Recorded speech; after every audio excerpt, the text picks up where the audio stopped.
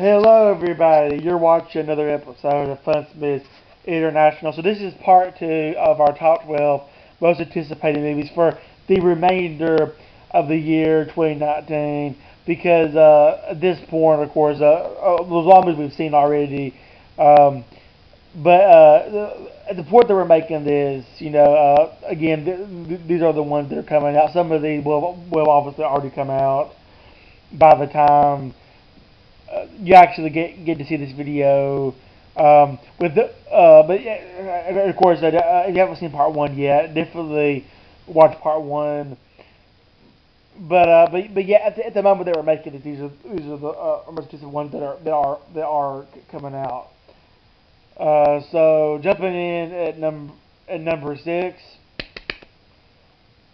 the Mr. Rogers movie, and I say that because I still don't know what it's called. It seems like they keep changing the title. It seems like it keeps also getting delayed.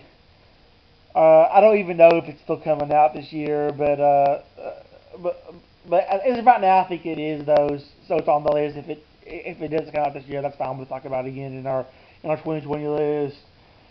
But Won't You Be My Neighbor was my favorite movie of 2018. So if this movie can kind of recreate that charm again, of that movie really inspired me to be a better person, to be more like Mr. Rogers, and if they can recreate that charm again, it only has to be half as good as that movie, and if it is, then it will be great. So let's see if they can recreate that charm again. Number five, Spider-Man: Far From Home. So this movie really only has to be like half as good as in game, and if it is, then once again it will be great. But it's nice that we're seeing a film that actually is dealing with the aftermath of in game like this soon, and we're not having to wait a whole year for it. Now, of course, this isn't really a sequel to Endgame. I mean, but it just happens to be the one coming right after those. Obviously, he's done with those events. It's really more a sequel to Homecoming, and I think it most definitely will top Homecoming because just looking at all the trailers, it looks fantastic, and Zendaya seems to have a bigger part in this one, which I like. I really liked her character from the first one. But yeah, Spider-Man: Homecoming was one of my favorite movies of 2017, and Into the Spider-Verse was one of my favorite movies of 2018 as well. And yeah, I think it might likely top that one in Homecoming both. Into the Spider-Verse, Homecoming are actually my top two favorite current Spider-Man movies, but this one might actually take the number one spot after it comes out. Let's see. Let's see. Was there anything else I wanted to say about that? I don't think there is. I think with that said, I think I'll just go ahead and move on to number four, which is The Lion King. So visually alone, The Lion King looks marvelous. All the scenery looks very beautiful. The animals look just fantastic. They look very real, even though they are CGI animated. It reminds me a lot of the live-action Jungle Book movie, which makes sense because it's from the same director, Jon Favreau. So if this is anything like the Jungle Book, then it's going to be really great because the Jungle Book is probably my favorite of all the live-action remakes they've done Disney animated films. I like it just as much as the animated Jungle Book. Maybe even a little bit more actually, because it's a really good movie. It really does stand on its own from the original.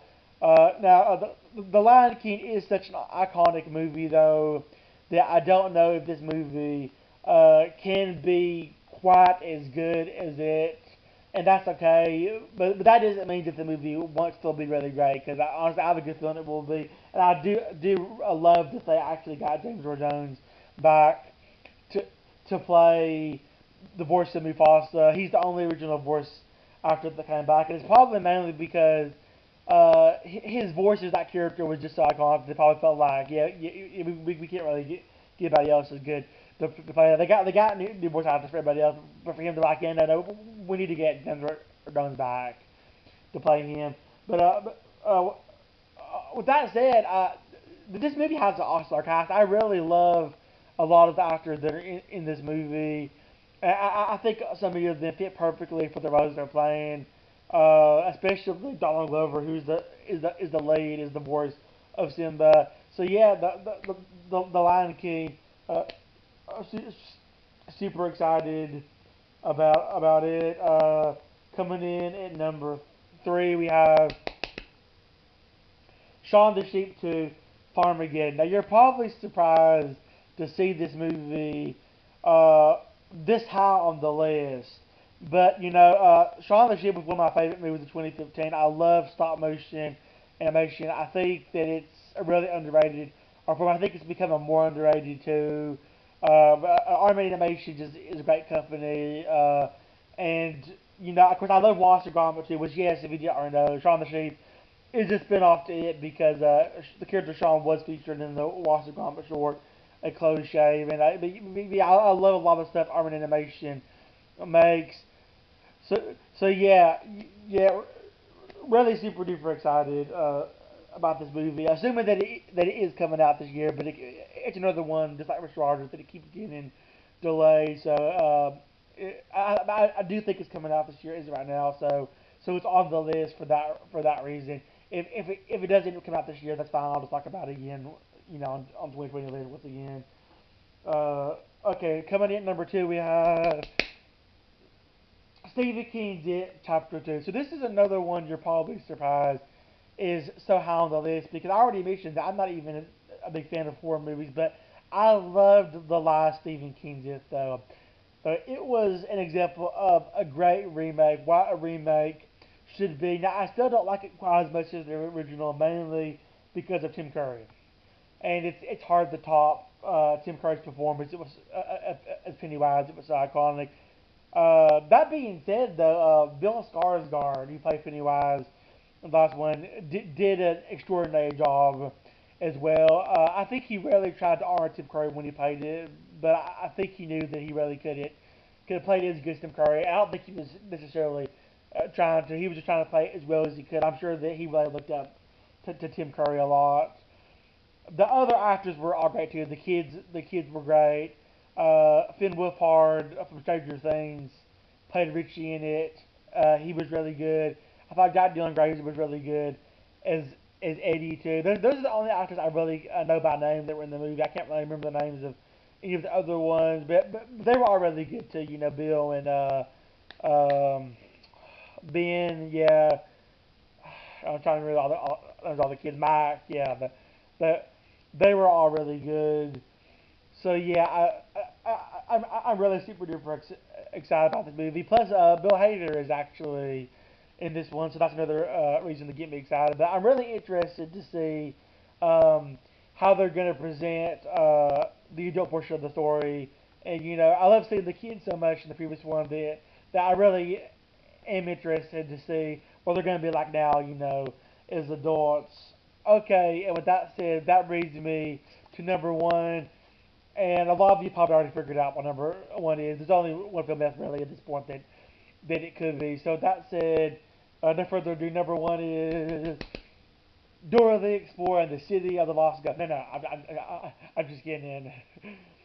Okay, but once again, number one, you probably already figured out what it is because there's only one other film it really could be. So this time, really, without no further ado, number one is Star Wars Episode 9, The Rise of Skywalker. This title alone already has me really excited and intrigued.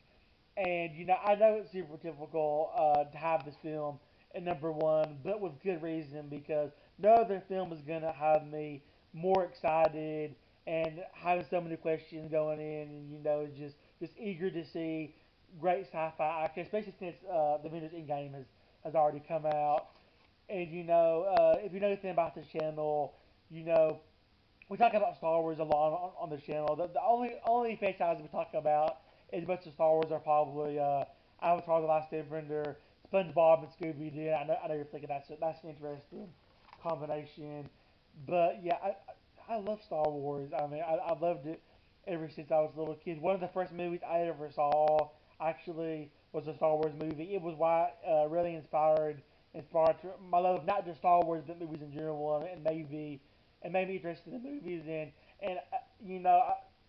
I want to be a filmmaker someday. I think maybe I could change my mind, but it's not. I kind of thought that for a long time, and that definitely would have never happened if it was it for Star Wars. And, gosh, there's so many things that I had to say here. And okay, the trailer for this is fantastic. Now it's a teaser trailer, technically, but it actually does show quite a bit. Not too much, but just enough to get you really excited. And really, honestly, I think the title of this movie should have been Star Wars Episode 9. Everybody's here except for Harrison Ford's Han Solo, because like everybody except for him just about appears to be in the movie. Just look at the trailer. That's not saying that he won't appear. He could still surprise us in the future. You never know. We'll just have to wait and see. But yeah, Mark Hamill is back as Luke Skywalker. Even Carrie Fisher is back as Princess Leia, even though yes, she of course did pass away.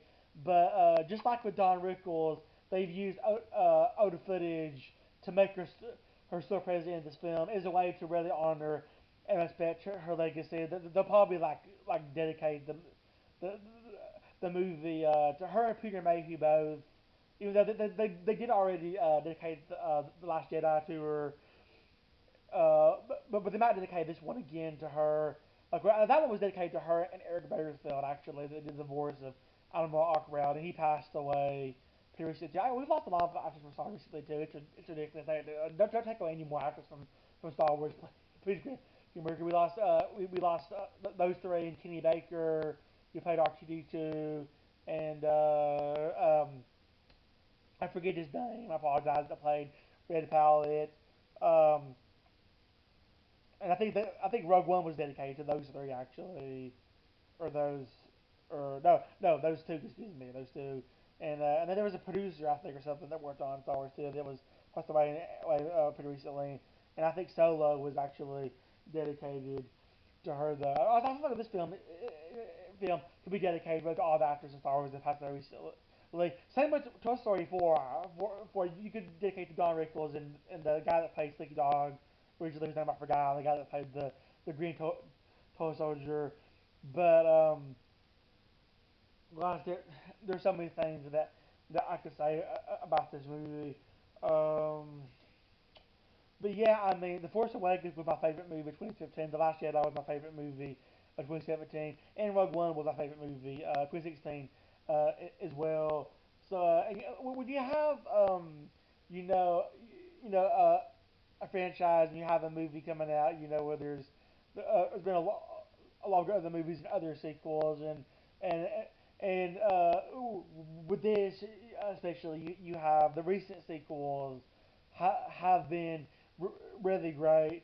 Honestly, this one only has to be like I know I've said this a bunch of times already though, but that really is the case. So this only has to be half as good as the other recent sequels. And honestly, just looking at the trailer, it looks like it's going to be all of that and more. It looks like it's going to completely top all the other recent Star Wars movies that have come out in the last little bit. And it's of course it's kind of wrapping up the current story. Now, it will not be the last film, and I'm glad it's not. I'm glad they are going to make some more, but they're going to take a break before they jump into those because really they've done a great job with these new films, and if they keep making them this good, then I'd be okay with several more of these, honestly.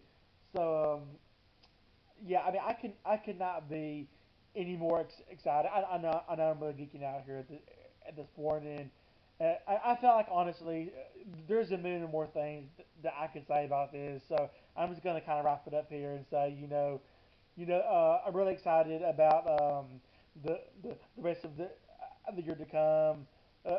There's so many promising movies coming out that I'm looking forward to, and we're really looking forward to making more videos on this channel and really getting the channel back going again. So as always, feel free to like, comment, and subscribe. And good day, everybody.